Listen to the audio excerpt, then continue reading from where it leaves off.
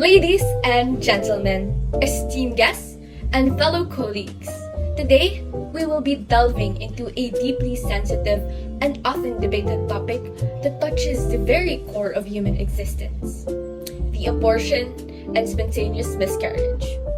Together with me in this discussion are my colleagues, Dr. De Leon, Dr. Gomez, Dr. Argueza, yours truly, Dr. Bona, Dr. Buen, and Dr. Caballero. These two things, although different, are closely connected in medicine, ethics, and society's conversations. We respect how complicated human life is and how many different views there are. We're starting an exploration of the complexities, difficulties, and effects of these very personal and often not well understood experiences.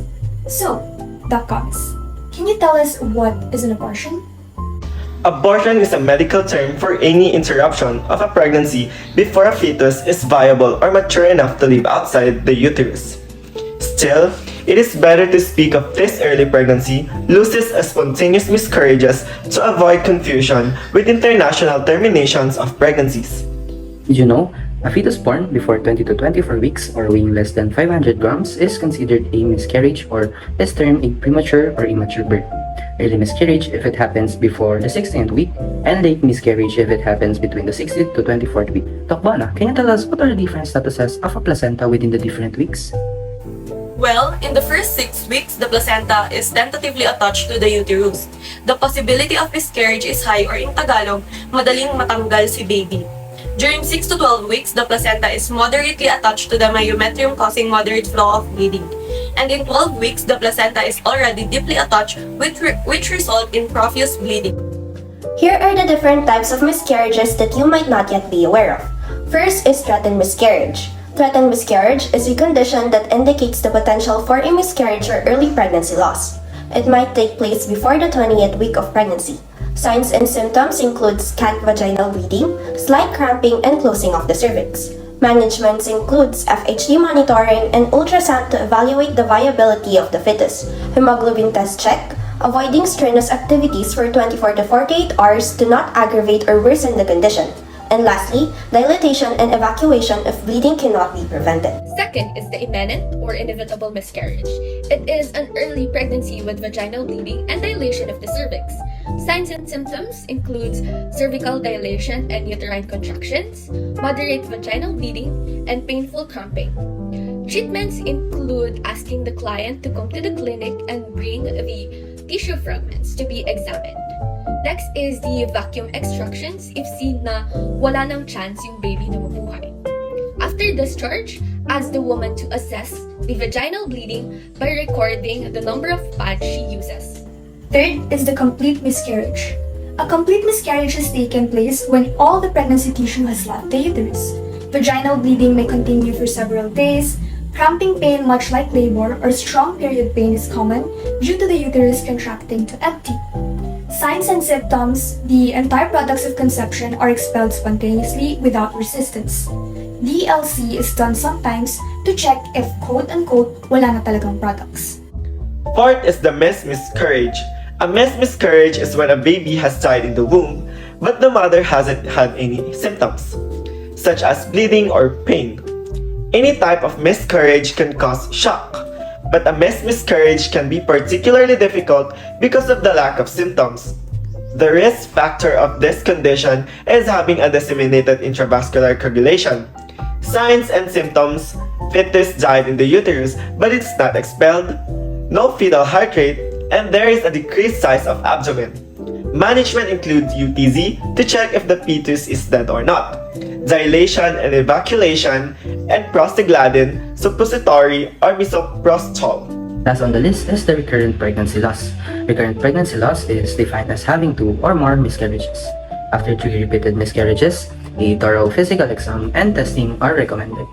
Causes: defective sperm or egg cell, low protein, and deviation of the uterus. Complications: hemorrhage, infection, septic abortion, and isoimmunization.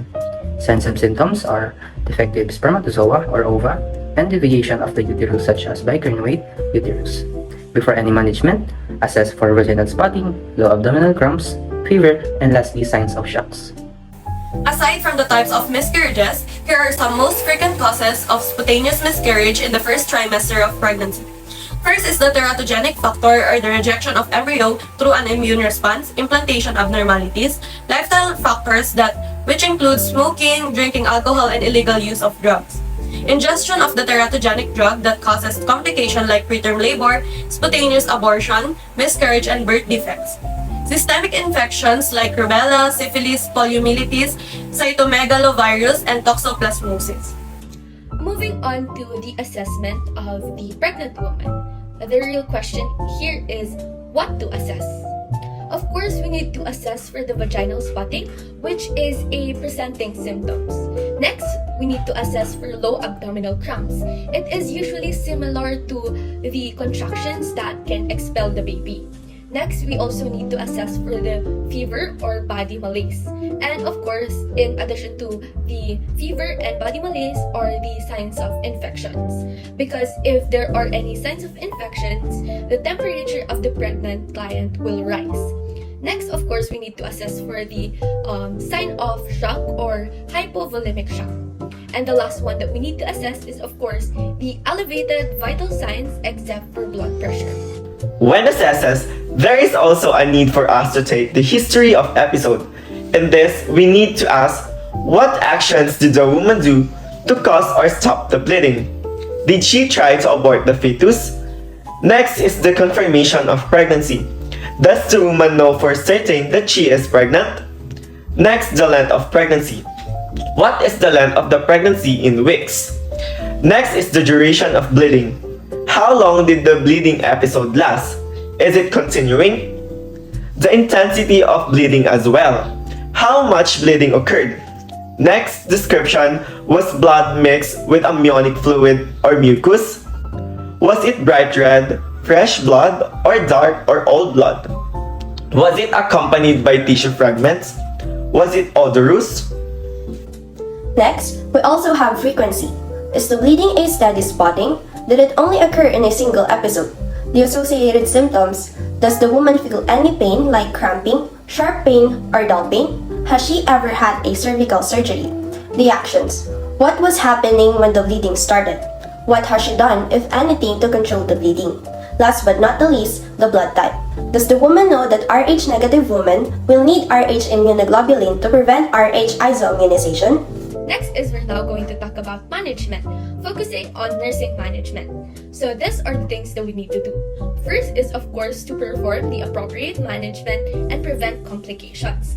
Next is we're now going to monitor vital signs, bleeding, as well as for pain. And next is we're now going to document IVF, lab tests, and prepare for emergency surgical intervention. And next is we're now going to prepare the administration of ROGA to the Rh-negative mother. And next is we're now going also to advise the mother to take iron supplements. And last but not the least is to refrain from sexual intercourse unless or until the next menses, and advise the use of barrier contraception. Before we end this discussion, we prepared something special for you guys in order for you to always remember all the things that we discussed earlier. We prepared a mnemonic which is abortion. That A stands for H for viability, B is for bleeding, that is count, low abdominal cramps, and there is a fever. O is observed for infection or hemorrhage. R is record the vital signs, bleeding pain, and intravenous fluid, and it is part of intervention.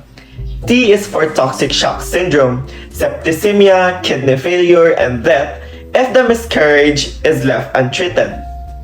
I is for inject ROGAM, give an iron supplement. O is for ovary fails to produce progesterone, and it is used to maintain pregnancy.